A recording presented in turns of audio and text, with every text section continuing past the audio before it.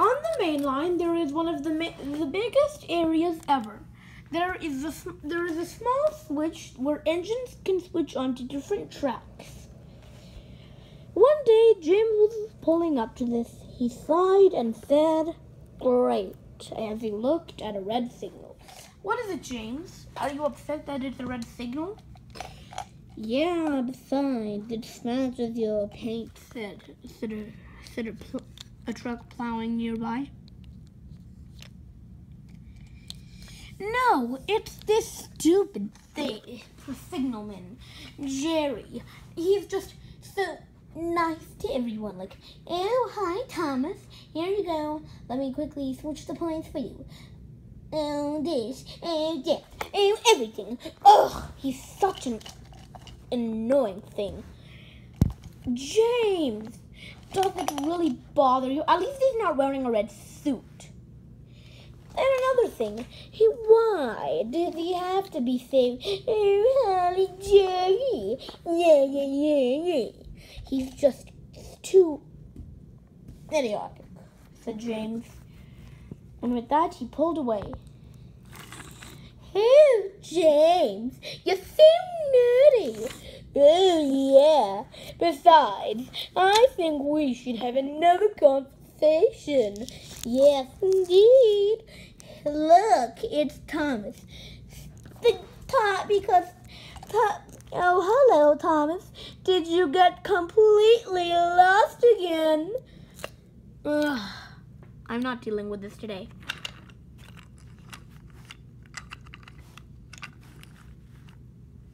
See you later, James. Oh, ha to you, take. That engine can certainly hold a grudge.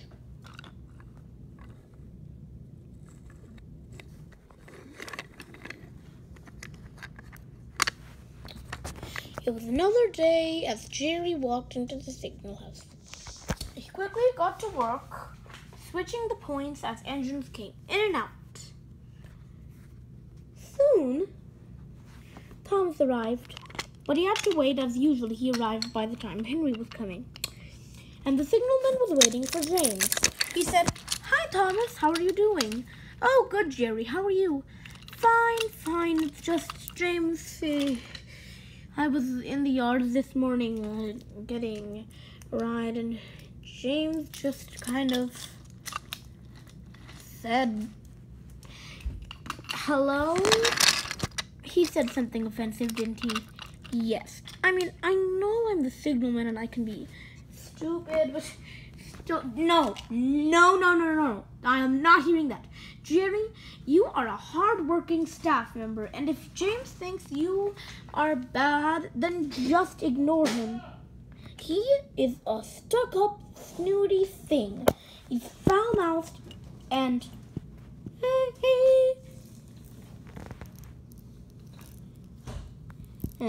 the Jerry again. Oh, hey, James, we were just talking about you. Jerry? What? Never mind. Let me just switch the points.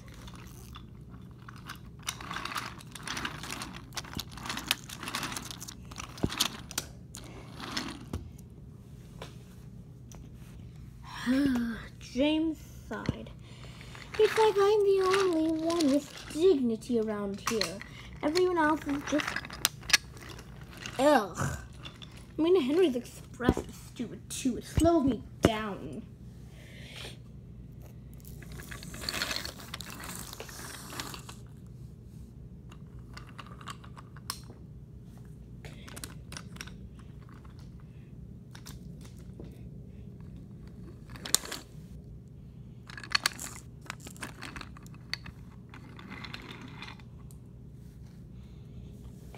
With that, Thomas puffed away. Jerry arrived the next morning, but this time he didn't know it was going to be a difficult day. James had been scheduled with more trains coming on the main line. As this was the main switch for the main line, James was coming in and out with the troublesome slate cars, as Percy had been taken ill. So one day, James arrived as usual. This time, he wasn't there when the express was happening. Suddenly, he had an idea. Oh, shoot, I thought Jerry's not going to be useful.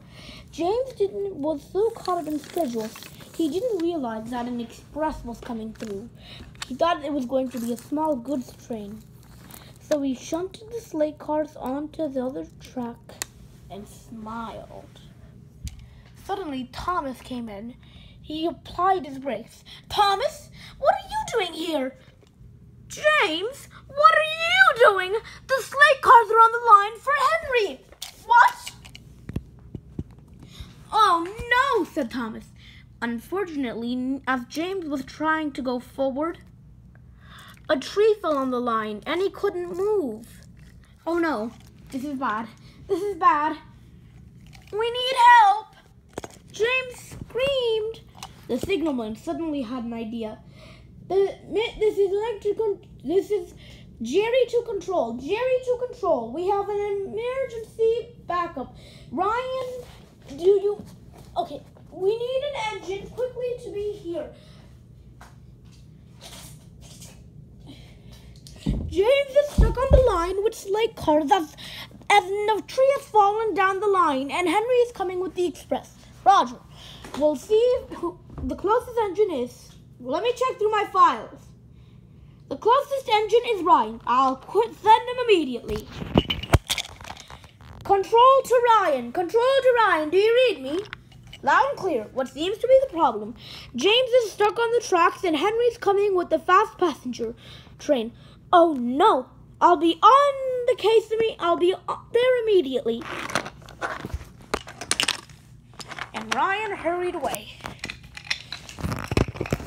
He rounded the curve and arrived at the scene. Unfortunately, he couldn't help. Oh dear, I'll have to quickly switch onto the other line. As he backed away, he suddenly saw something. One truck wasn't really there. Suddenly, he raced forward. Suddenly, one truck was snapped off, and Ryan shoved James out of the way, knocking him off the rails. Ah! Ryan! Oops, sorry. He quickly uncoupled and pulled the sleigh cars out of the way. He began to pull back. Suddenly, Henry was rounding the bend. Ryan, move!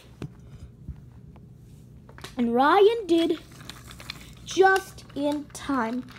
Get out of the way, you purple poxy.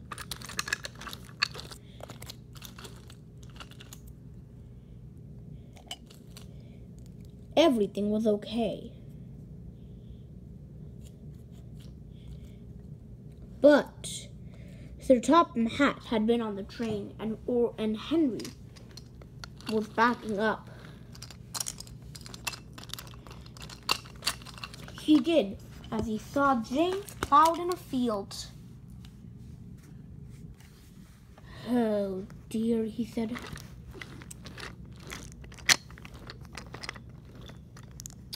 Henry, you may drop me off here. I shall be contacting Rocky. Yes, sir.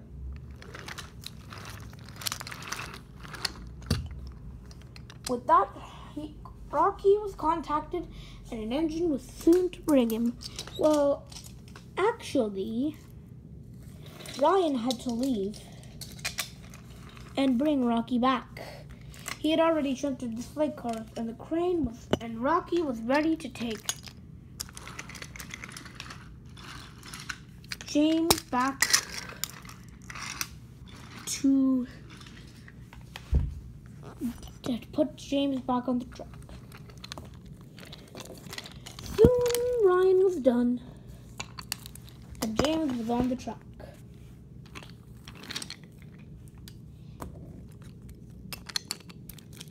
Thomas was told to take him.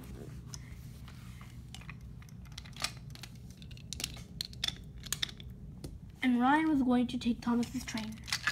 Rocky had been taken away with the sleigh cars. And Henry had to come back for the questioning. All right. What was going on? Well, suddenly he saw Jerry walking down. Is everybody okay? Jerry, Sir Topham Hatt said. I don't have really any figurines, so yeah, said Sir Topham Hatt. Yes, sir. You're fired. What? You nearly caused a serious rail disaster. I am very disappointed with you. All signals have been lazy, but this is crossing the line. You are no longer allowed to work on my railway. Now, get out, said Sir Topham Hatt. Jerry sadly began to walk away, but suddenly James spoke up. Sir! He turned to James. Yes, James? Sir, you should know that. Please just hear me out.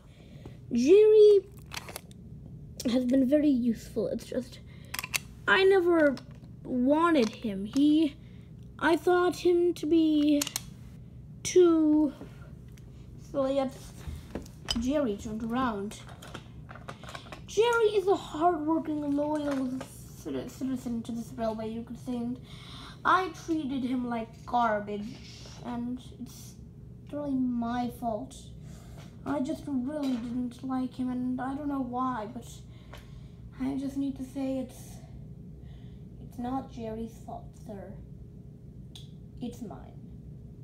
I went onto the line because I thought that a small train was coming, and then maybe you would send him away, but I didn't want him to be sent away like this, and now I realize that I've been a very silly engine. Sir Topham Hatt frowned. I am very disappointed in you, James. You have not been a very useful engine. You have caused confusion and, dare I say it, delay. Henry, Diane, you made a part. Yes, sir, they said.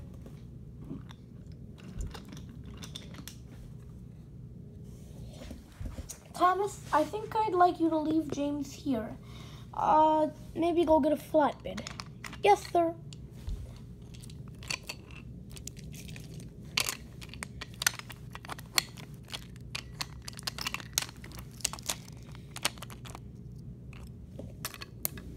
Soon Thomas arrived and James was put on a flatbed. He looked up at James. James, you have been an engine here for years. I'm not sending you away. I'm just saying, I will send you to the works, but Thomas, may you leave us in peace? Yes, sir. James, I am very disappointed in you. I'm not sending you away, but you have caused nothing but grief on this railway for years. You have been complaining about your bug-eyed red paint, your silly old stuff, and just you've been causing a mess. You've been a snob and extremely rude. You've hated diesels. You've hated engines with red paint. You've hated everything. I need you. No, I have to make you change. You must change immediately. I am very disappointed in you, James. Yes, sir. Soon Thomas arrived back and pulled James away.